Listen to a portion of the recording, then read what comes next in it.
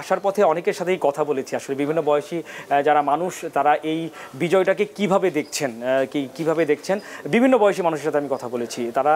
তারা যেটি বলছেন যে তাদের কাছে খুব আশ্চর্য লেগেছেন যে দুদিন আগেও যে ক্ষমতাসীন আওয়ামী লীগের নেত্রী যিনি বলেছেন যে শেখ হাসিনা পালায় না, তিনি খুব গর্ব করে বলেছিলেন, কিন্তু তিনি কিন্তু আজ দেশ ছেড়েছেন।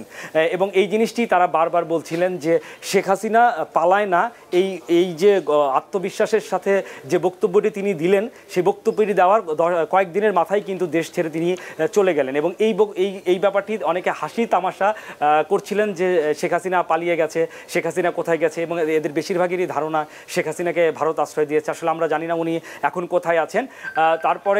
এরপরে তিনি আরেকটি বললেন যে তিনি যে চলে গেলেন, তার যে লাখ লাখ যে কর্মী সমর্থক রেখে গেলেন, তাদের রাজনীতি তারা করবেন কি, তারা রাজনীতি কি করে, তাদের কার কাছে রেখে গেলেন, এই ধরনের প্রশ্ন কিন্তু বারবারই তারা করছেন। আন্দোলনকারীরা বলছেন যে শেখ হাসিনা যে পালিয়ে গেলেন, কিন্তু আওয়ামী লীগের যে লাখ লাখ কর্মী তারা কার কাছে যাবেন, তারা কি